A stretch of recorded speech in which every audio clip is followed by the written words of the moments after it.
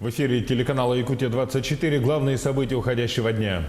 В студии Екатерина Карпухина и Алексей Соколов. Здравствуйте. Старт дан. В Тиксе запустили арктическую ветровую электростанцию. А в Нюрнбергской птицефабрике запустили новую котельную. Скажется ли переход на автономное теплоснабжение на цену продукции? Санитарки, горняки, воспитатели. С начала года в Центр занятости по Алданскому району обратились свыше 1200 безработных.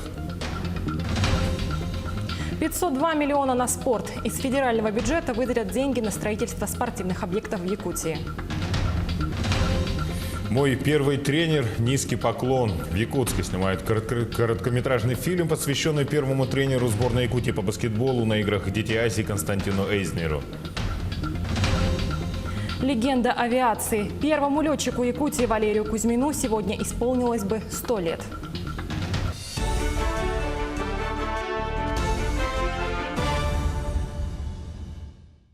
Японские ветроустановки общей мощностью 900 киловатт сегодня запустили в Тиксе. Они призваны повысить надежность энергоснабжения изолированного полярного поселка.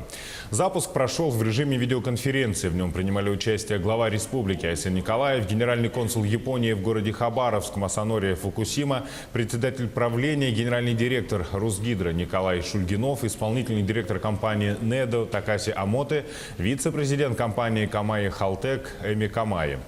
Сразу после запуска подписали соглашение о реализации проекта строительства ветродизельного комплекса в поселке.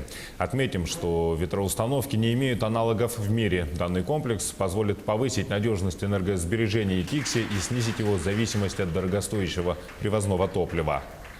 Конечно же, этот проект должен быть поддержан со стороны государства. Еще раз говорю, мы очень надеемся, что вот эксплуатация этого ветрового парка, в последующем уже вместе с комбинацией с дизельной энергетикой, она даст хорошие, успешные результаты, и проект может быть уже дальше масштабирован в масштабах уже всей Арктики нашей страны. Ну а я отмечу, что на первом этапе комплекс будет работать совместно с уже имеющейся в поселке дизельной электростанцией. В 2019 году намечена установка 3 дизельных генераторов, а также монтаж накопителей электроэнергии. В 2020 году начнется демонстрационный период всего комплекса. Также стоит сказать, что Япония выделила ветроустановки и дизельные генераторы безвозмездно. И в Тиксе пройдет испытание оборудования в условиях экстремально низких температур и сильных ветров. Да, Катя, будем надеяться, что техника выстоит, тем более в Якутии практика использования альтернативных источников питания уже давно имеется. И говорим мы сейчас о солнечных панелях. Эти новейшие технологии позволяют экономить потребление электроэнергии. Об этом говорят как предприниматели, так и жители республики. Насколько можно в действительности сэкономить, расскажет Дмитрий Тымыров. 10 километров от села Владимировка, местность Айбенкёль. У небольшой избушки десяток солнечных панелей установили в 80-х годах прошлого года. Энергии хватает для здания научно-исследовательского полигона Института космофизики. Полная автономия. Ученые изучают колебания магнитных полей и электромагнитные сигналы. Полностью все электропитание у нас происходит с помощью аккумуляторов, которые заряжаются со солнечными панелями. Они у нас стоят с 80, я даже точно не могу сказать, с 80-х годов. В целом суммарная мощность достигает порядка 2,5-3 киловатт.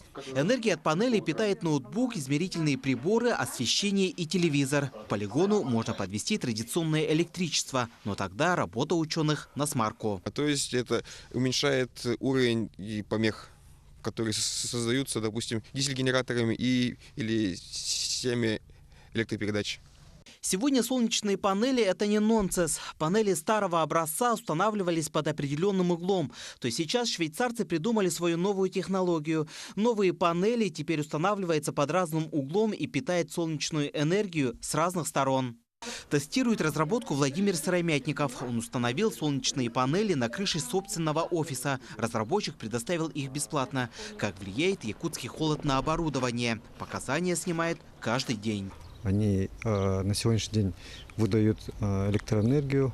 Даже бывает, что облачные погоды или туманные погоды все равно выдает какая-то вот энергия. И мы сейчас смотрим, считаем, сколько можно получить энергии в таких условиях. Если швейцарская разработка покажет себя с наилучшей стороны, то ее смогут использовать не только горожане, но и сельские жители. Главное преимущество – экономия. Не только для людей, но и всего региона. Особенно когда в межсезонье возникают проблемы с доставкой энергоресурсов. Дмитрий Тымыров, Павел Пахомов, Якутск, Владимировка. Тем временем жители села Антоновка Нюрбинского района смогут перейти на электроотопление. На днях в муниципальном образовании заканчивают установку новых электрических сетей мощностью 750 киловатт. До этого порядка года жители села довольствовались лишь однофазной, так называемой временной линией.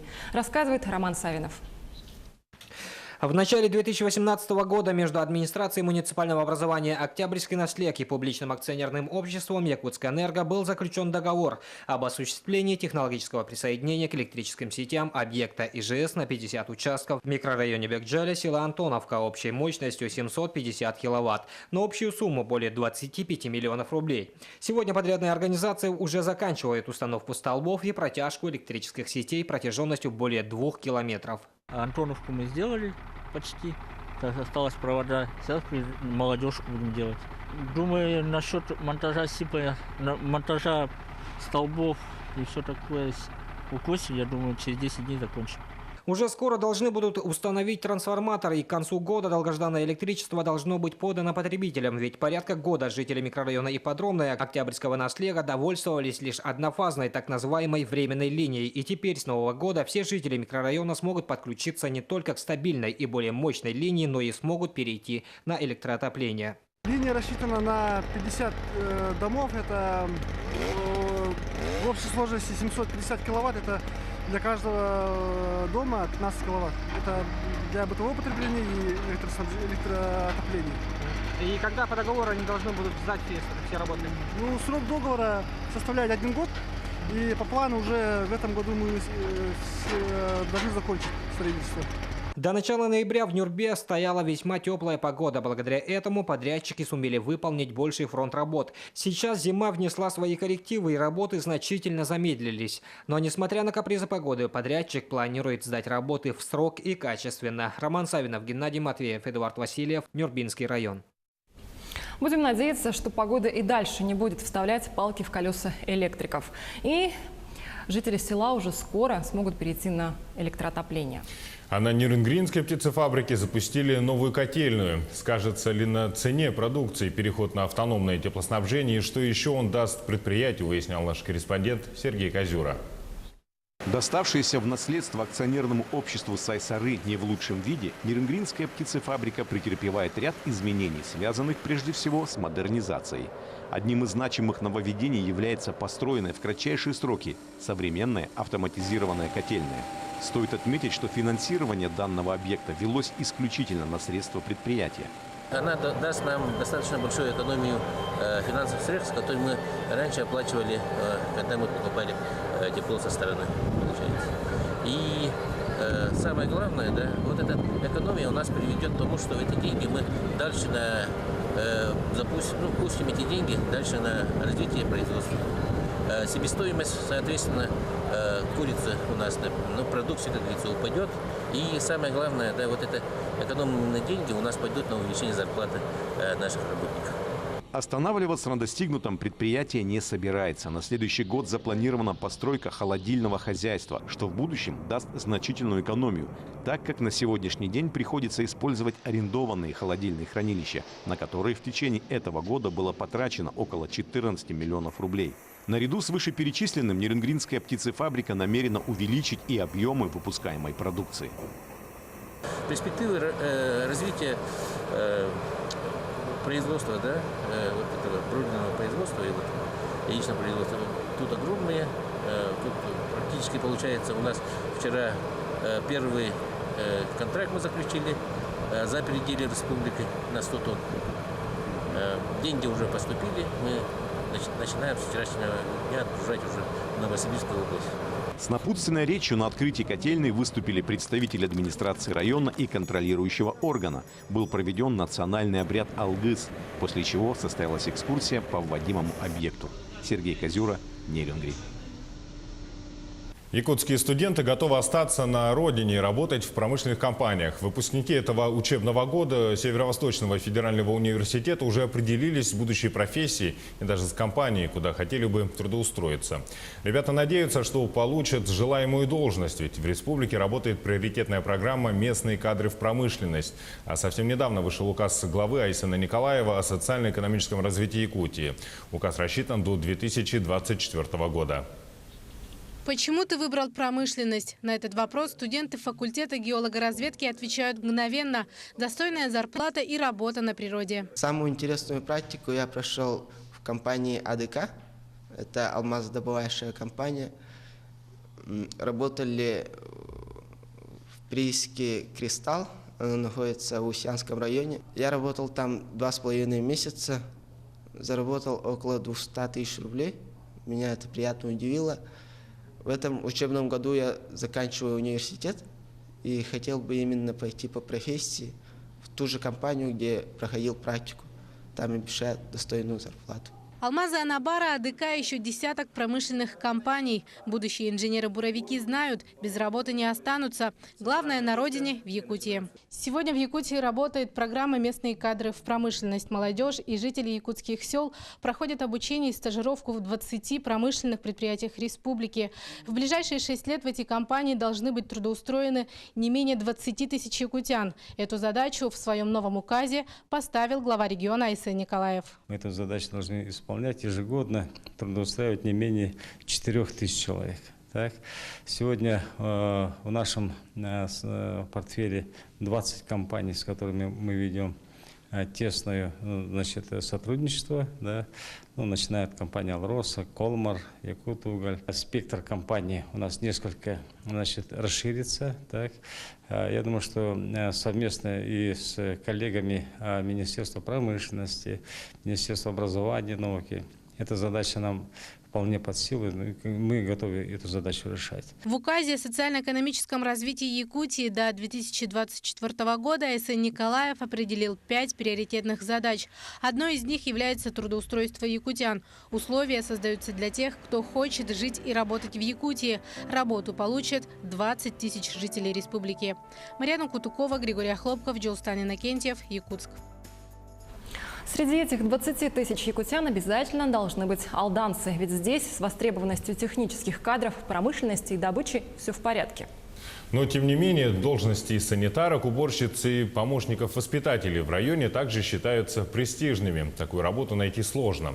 Подробнее о том, как обстоят дела с рынком занятости в Алдане, расскажет Татьяна Вахнина. Человеку, не имеющему специальных знаний и навыков, найти работу бывает сложно. На его долю остается неквалифицированный, низкооплачиваемый труд. Чтобы претендовать на хорошую должность и достойную заработную плату, многие осваивают востребованные на рынке труда специальности. Трудоустроиться можно, шансы всегда есть и у всех. Все зависит, наверное, от квалификации, опыта работника. Поэтому, если ты квалифицированный специалист, ты будешь востребован везде, в Алдане в том числе. С начала года в Центр занятости по Алданскому району обратились свыше 1200 соискателей. На данный момент 803 человека трудоустроены. Порядка 500 граждан продолжают поиски службы, которая соответствовала бы имеющейся квалификации. Либо уже имеют работу, но ищут достойную замену. Изменилась ситуация в трудоустройстве на должности так называемого младшего звена. Претендовать на место санитарки или технички соискательницам сейчас не приходится. У нас нет таких вакансий, как уборщики, санитарки, помощники воспитателей, потому что в связи с увеличением минимального размера оплаты труда эти вакансии стали очень востребованы, и текучесть на этих вакансиях прекратилась. По-прежнему востребованы кадры в промышленности и добыче. За 10 месяцев 2018-го предприятиями района в Центр занятости было подано 3300 вакансий, 80% из которых составляют рабочие профессии. В настоящее время в базе Центра занятости насчитывается 311 вакансий. В 208 случаях граждане могут рассчитывать на технические специальности. В этом году очень активно работала программа переобучения безработных граждан. По Алданскому району у нас приступили к обучению 123 человека. Не секрет, что в городе найти работу проще, чем в сельской местности. В Алданском районе активно работает программа по трудоустройству местного населения. Десятки жителей отдаленных поселков были трудоустроены на добывающие предприятия. Татьяна Вахнина, Сергей Шипачев, Алдан. Сейчас небольшой блок рекламы. Смотрите далее на телеканале «Якутия-24». Мирнинского авиадебошира наказали. Решением суда пьяный пассажир выплатит 320 тысяч рублей. 502 миллиона на спорт. Из федерального бюджета выделят деньги на строительство спортивных объектов в Якутии. Мой первый тренер. Низкий поклон. В Якутске снимает короткометражный фильм, посвященный первому тренеру сборной Якутии по баскетболу на играх «Дети Азии» Константину Эйзнеру. Легенда авиации. Первому летчику Якутии Валерию Кузьмину сегодня исполнилось бы 100 лет.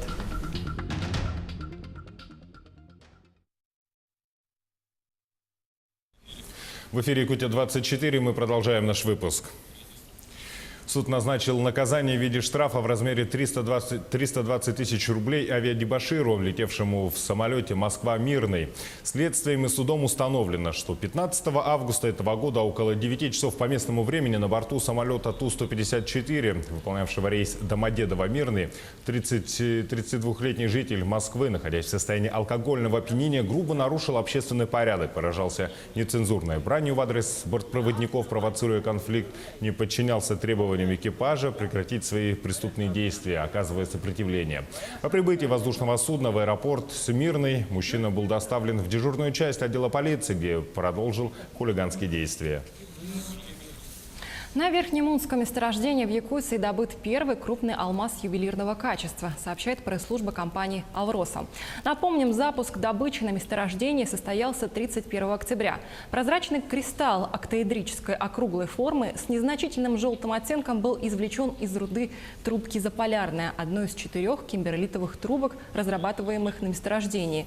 Масса алмаза составляет свыше 51 карата. Ориентировочный возраст добытого кристалла – 350 миллионов лет. Сегодня в Якутске прошла дискуссионная площадка по обсуждению проекта бюджета на следующий год. В обсуждении приняли участие заместитель председателя правительства Якутии Ольга Балапкина, спикер ЛТУМН Петр Гоголев, министр финансов Валерий Жандоров, народные депутаты и другие эксперты. Отдельно обсуждался проект бюджета по здравоохранению. Бюджет будет ориентирован на сохранение здоровья населения. На мероприятии жители районов также могли задать свои вопросы. В основном якутян интересовало строительство объектов медицины и заработная плата. У нас есть значительное увеличение поступлений из федерального фонда на бюджет республики по обязательному страхованию.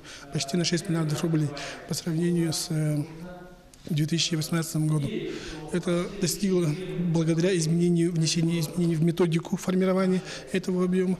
И, конечно же, то, что мы получим много средств из федерального фонда, окажет положительную динамику именно в доступности оказания медицинской помощи. Министр спорта страны Павел Колобков провел рабочую встречу с министром по физической культуре и спорту Якутии Иннокентием Григорьевым. Во время встречи было озвучено, что из федерального бюджета в следующем году будет направлено 502 миллиона рублей на строительство спортивного комплекса с бассейном в Нижнем Бестяхе, зала бокса в селе Антоновка Нюрбинского улуса и на завершение строительства бассейна в поселке Жатай. Якутия – регион с богатым спортивными традициями. Здесь активно развиваются национальные виды спорта. Для населения создаются условия для занятий физической культурой и спортом. Проводятся крупные спортивные соревнования, подчеркнул Павел Колобков. В конце ноября в Якутске состоится 3-й чемпионат мира по масс-рестлингу, в котором примут участие спортсмены из более чем 40 стран.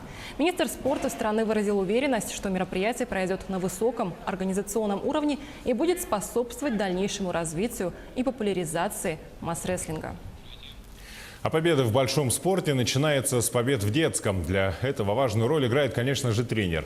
Организаторы проекта «Мой первый тренер. Низкий поклон» создали одноименный короткометражный фильм. Он посвящен первому тренеру сборной Якутии по баскетболу на международных спортивных играх «Дети Азии» 2000 года Константину Эйзнеру. Инициатор проекта, один из членов той сборной, Михаил Гусев, рассказывает Юрий Осипов.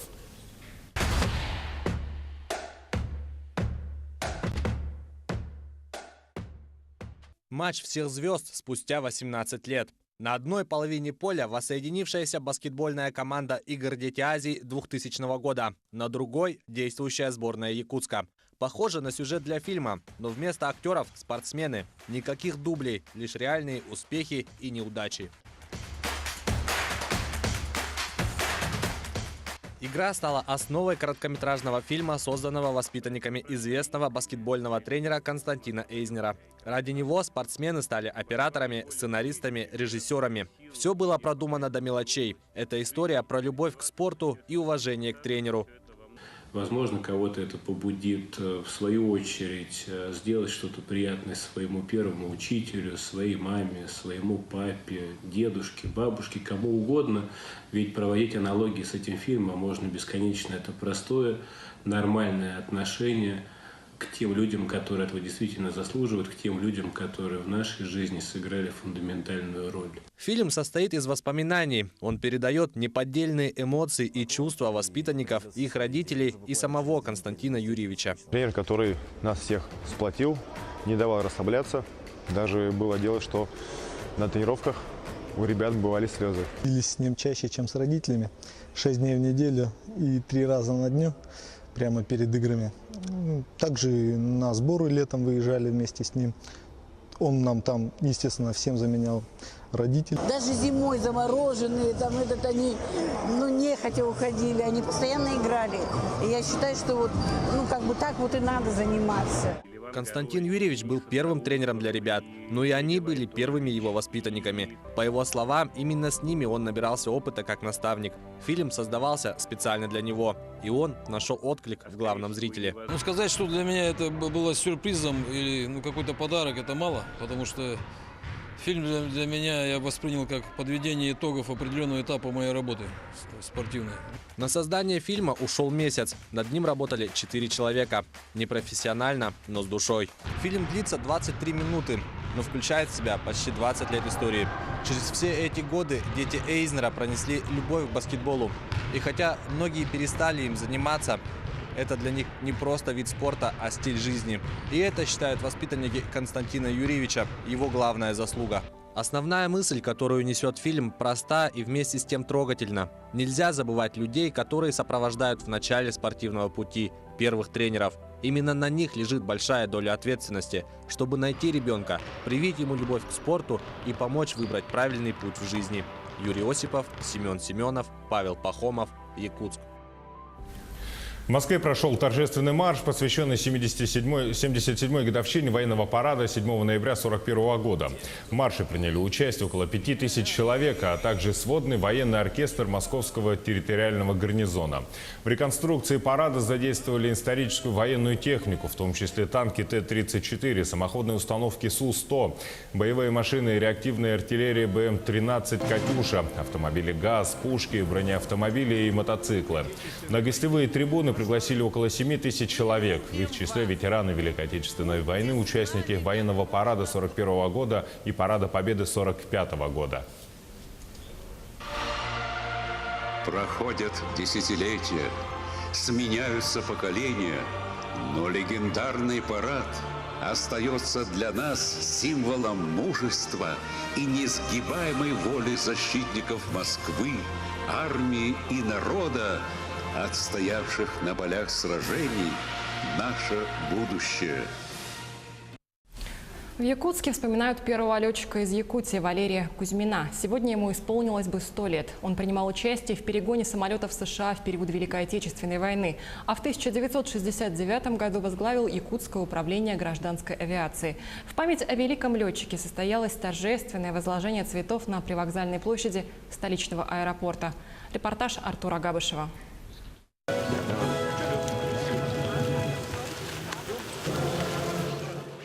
Ученики и соратники почтили память первого пилота Якутии Валерия Кузьмина. На привокзальной площади 50 человек. Среди них та, для кого Валерий Ильич был не командиром воздушного судна, а просто хорошим человеком. Добрый, вспоминает дочь Зоя. То, что он делал какие-то подвиги, я узнала в основном из книг Васильева и Негембли, потому что дома он не делился ни проблемами, ни сложностями, ничем.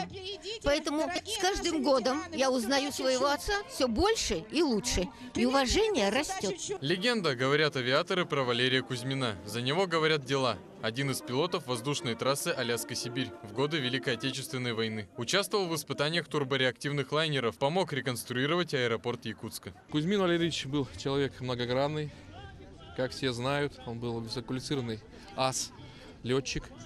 Но при этом он еще и был очень такой талантливый руководитель. Мы, работники аэропорта, очень гордимся, что он наш коллега, наземник так называемый. Мы сегодня очень рады тому и гордимся тем, что здесь именно у нас в аэропорту находится его памятник. После возложения показ небольшого фильма о Валерии Кузьмине и праздничный концерт.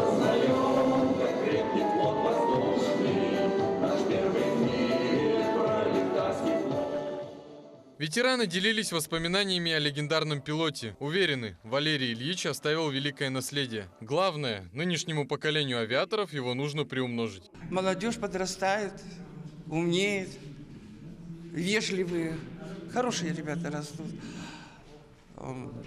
Я думаю, что будет, наверное, когда-нибудь. Но такой, как Валерий Ильич, навряд ли. Смотрели на старших людей, которые осваивали эти суровые трассы. Вот. Учились у них. Естественно, большим примером для нас был Валерий Ильич Кузьмин. Артур Габышев, Ольга Башук, Григорий Охлопков, Семен Семенов. Якутск.